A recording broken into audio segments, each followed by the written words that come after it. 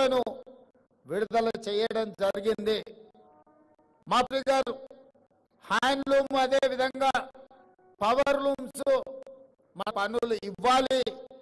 ఒకవేళ బతుకమ్మ చీరలు ఆగిపోతే కొంతమందికి నా దృష్టికి తీసుకురావడం జరిగింది. బతుకమ్మ చీరలు కానీ దాని మీద పెట్టాల్సినంత పెట్టుబడి పెట్టలేదు. అందుకే నేను మా మంత్రి అధికారి గారు చెప్తే నేను ఒకే మాట చెప్పిన, స్వయం సహాయక సంఘాలు మా మహిళలు గ్రూప్స్ కింద 63 లక్షల మంది సభ్యులు ఈ రోజు ఉన్నారు. ఈ 63 లక్షల మంది సభ్యులకు ఒక మంచి డిజైన్ ఆడబిడ్డకు 2 చీరలు ఇస్తే 30 లక్షల చీరలు ఆర్డర్ ఇవ్వచ్చు. మంచి డిజైన్లతోని ముందుకు రమ్మని మా అధికారులకు సూచన చేసినాం. తొందరలోనే సహాయక మహిళా గ్రూపుల్లో ఉండే ప్రతి మహిళకు సంవత్సరానికి 2 చీరల ఆలోచన ఈ రోజు రాష్ట్ర ప్రభుత్వము మీ అభిమానంతో నిర్ణయం తీసుకోవడం జరిగింది. అదే సంఘాలలో ఎన్నికలుంటే నాయకులు తయారు. మా మిత్రులు చెప్పిండ్రు, నేను కూడా బలంగా విశ్వసిస్తాను.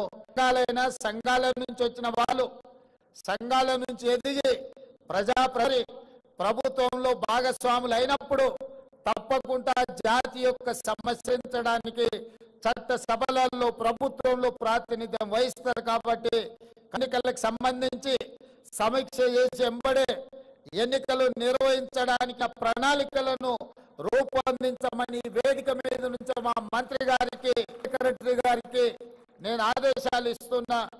తక్షణమే ఆ కార్యాచరణను కలిసిందిగా వారికి సూచన చేస్తున్నా. అదేవిధంగా రుణమాఫీ, రైతులకు రుణమాఫీ చేసిండ్రు, కోట్ల రూపాయలు చేసిండ్రు. మరి 30 కోట్లున్న మా చేనేత కార్మికులకు ఈ వేదిక మీద నుంచే విజ్ఞప్తి రావడం జరిగింది. నిజంగానే ఉంటే ఒక్క కలం పోటుతోని 30 కోట్ల రూపాయలు మీ రుణాన్ని మాఫీ చేసే బాధ్యత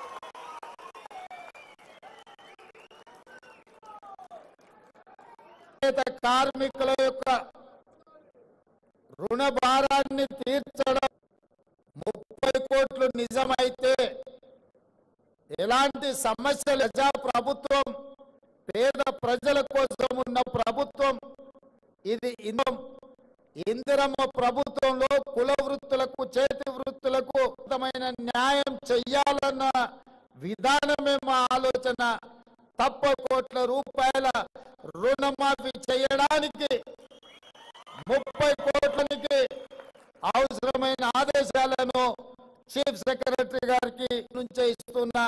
తప్పకుండా మీరు దూర ప్రాంతాల నుంచి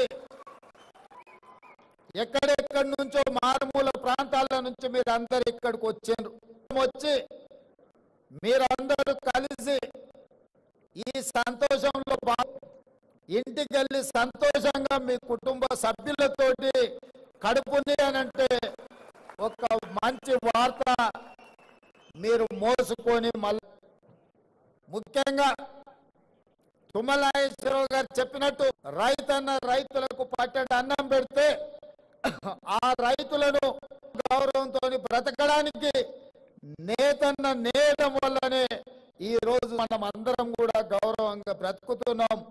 రైతన్న ఎంత ముఖ్యమో మాకు అంతే ముఖ్యం. మీ కష్టాలను తీర్చడానికి, మీ సమస్యల్ని వినడానికి, మీ సమస్యల్ని పరిష్కరించడానికి మంత్రిగా మీ సోదరుడిగా నేను ఎప్పుడు మీకు అందుబాటులో ఉంటాను.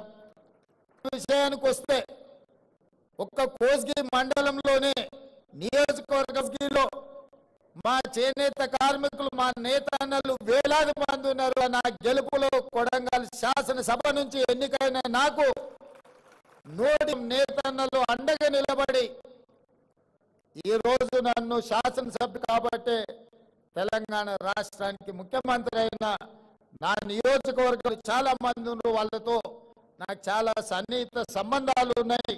వాళ్ళ కమ్యూనిటీ హాల్స్ కావాల్సిన నిధులు కూడా నేను ఎమ్మెల్యేగా ఉన్నప్పుడు ఇచ్చి ఆ కమించడానికి వాళ్ళకు ఆదుకోవడానికి అన్ని రకాలుగా అక్కడ వాళ్ళ బంధాలు ఉన్నాయి. అందుకే ఈరోజు గద్వాలైనా, నారాయణపేట అయినా, కొత్తకోట అయినా, అయినా, సిరిసిల్ల అయినా, కరీంనగర్ అయినా, వరంగల్ అయినా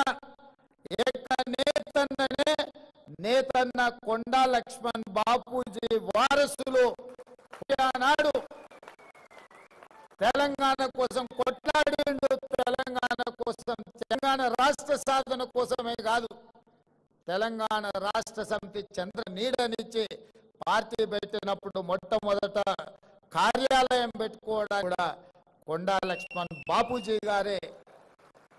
వారు గొప్ప వారు లేకపోవడం విషాదకరం. తెలంగాణ రాష్ట్రం వచ్చినప్పుడు 69లో తెలంగాణ రాష్ట్రం వచ్చే వరకు నేను పదవులను అని ఆనాడు ఎమ్మెల్యేగా, మంత్రిగా రాజీనామా చేసిన గొప్ప అంటే కొండా లక్ష్మణ్ బాపూజీ గారు చేసింది.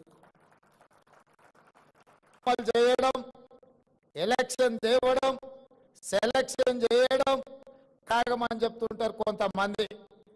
మీ ఎలక్షన్ సెలక్షన్ 2001 నుంచి 2014 వరకు ఎన్నోసార్లు రిజల్ట్ చూసారు. ఏమి లేనోళ్ళు, రబ్బర్ చెప్పులు లేనోళ్ళు, పేపర్లు వచ్చినాయి, ఫామ్ హౌస్లు వచ్చినాయి, బంగళాలు వచ్చినాయి, జూబ్లీస్ లో ప్యాలెస్లు వచ్చినాయి, గజ్వేల్లో వందలాది ఎకరాల ఫామ్ హౌస్లు వచ్చినాయి. మరి త్యాగాలు కొండా లక్ష్మణ్ బాపూజీ గారి లాగా లేకుండా మీరెందుకు ఇట్లా వేలాది వచ్చినాయో, మీ త్యాగానికి కొండా లక్ష్మణ్ గారి త్యాగానికి ఉన్న తేడా ఈ సమాజం గమనించాలి. త్యాగానికి మారు పేరు పదవి న్యాయంగా తెలంగాణ రాష్ట్రం కోసం త్యాగం చేసింది కొండా లక్ష్మణ్ గారు. పడుకొని ఎన్నికలు, ఉప ఎన్నికలు తీసుకొచ్చి ఎన్నికల్లో కలెక్షన్స్ చేసుకొని బాగుపడ్డోళ్ళు ఎవరో తెలంగాణ సమాజం నిశ్చితంగా. కాబట్టి త్యాగం అనే పదం మీకు సూట్ అవ్వదు. కొండా లక్ష్మణ్ గారు, కొండా లక్ష్మణ్ గారిని తెలంగాణ సమాజం ఎప్పటికీ తప్పకుండా వారి యొక్క గౌరవాన్ని పెంచే విధంగా రాష్ట్రంలో నిర్ణయాలు ఉంటాయి. ఈ ఇండియన్ ఇన్స్టిట్యూట్ ఆఫ్ హ్యాండ్లూమ్ కొండా లక్ష్మణ్ బాపూజీ గారి పేరు పెట్టుకుందామని చెప్పి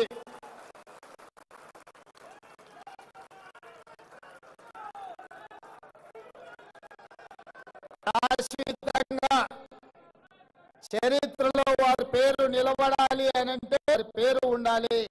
ఈ రోజు నేతన్న పిల్లలు కానీ ఈ వృత్తిని ఇన్స్టిట్యూట్ కి కొండా లక్ష్మణ్ బాపూజీ గారి పేరు సముచితమని